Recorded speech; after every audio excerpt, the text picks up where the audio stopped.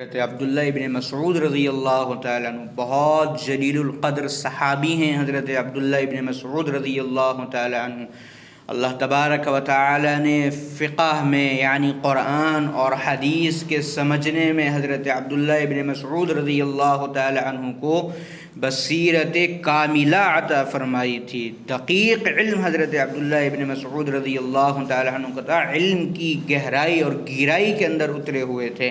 یہ جو فتنے اس وقت دنیا کے اندر چل رہے ہیں، ہر طرح کا آدمی وہ سوشل میڈیا پر آ کر کے یہ کہتا ہے کہ اس طریقے سے دین کا یہ معاملہ ہے، اس طریقے سے دین کا یہ معاملہ ہے۔ کوئی صحابہ پر طعن و تشنیع کرتا ہے، کوئی علماء اور فقہاء پر طعن و تشنیع کرتا ہے، کوئی اس طرح کی باتیں کرتا ہے کہ خود قرآن کو پڑھو، خود اس کو سمجھو، خود حدیث کو پڑھو، خود اس کو سمجھو، خود اس سے مطلب اخذ کرو، خود اس سے مسائل کو نکالو، خود اپنے آپ تحقیق کا مادہ جو ہے وہ پیدا کرو۔ یہ جو تمام فتنے اس وقت دنیا کے اندر چل رہے ہیں، حضرت عبداللہ ابن مسعود رضی اللہ تعالی عنہ فرماتے ہیں، من کان منکم مستنن فلیستن بمن قد مات۔ دیکھو، اگر کسی کی پیروی کرنا چاہتے ہو ان فتنوں کے زمانے کے اندر، اگر کسی کے طریقے پر چلنا چاہتے ہو، اگر تمہیں لگتا ہے تم تشویش میں ہو کہ کون صحیح اور کون غلط ہے اور تم صحیح کو جاننا چاہتے ہو،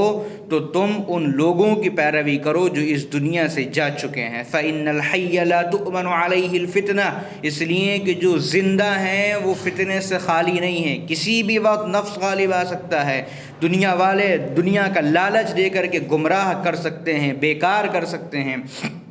ارشاد فرمایا، اولئک اصحاب محمد صلی اللہ علیہ وسلم، دیکھو جو سب سے بہتر لوگ ہیں وہ رسول اللہ صلی اللہ علیہ وسلم کے اصحاب ہیں۔ ارشاد فرمایا، کانوا افضل هذه الامہ، وہ اس امت کے سب سے افضل ترین لوگ ہیں، ان سے افضل اس امت کے اندر نہ کوئی گزرا ہے نہ کوئی گزرے گا۔ اگر اقتداء کرنی ہے، اگر پیروی کرنی ہے، اگر پیچھے چلنا ہے، اگر کسی کو اپنا بڑا ماننا ہے، کسی کی قیادت کو تسلیم کرنا ہے، تو ان کو تسلیم کرو جو اللہ کے رسول صلی اللہ علیہ وسلم کی صحبت اٹھا کر کے اس دنیا کے اندر سے گئے ہیں۔ ان کی 3 صفات ارشاد فرمائی، فرمایا ابرہا قلوبا، ان کے دل بڑے نیک، ان کے دل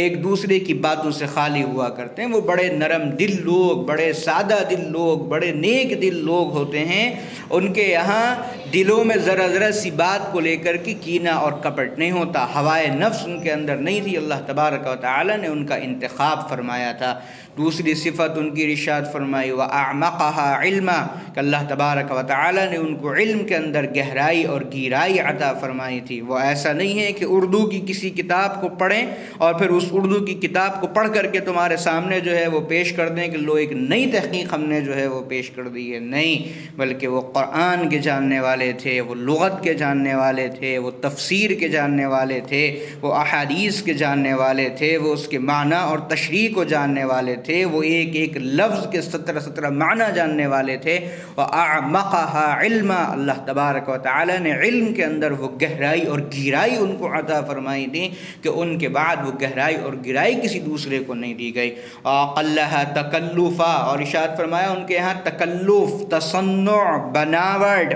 میں بہت بڑا عالم، مجھ سے میری دعوت سے بڑی کسی کی دعوت نہیں، اور میں دنیا کا اس وقت کا سب سے بڑا مقتدی ہوں، اور زیادہ فالوورز میرے ہیں، اور زیادہ ویورشپ میری ہے، اور میں زیادہ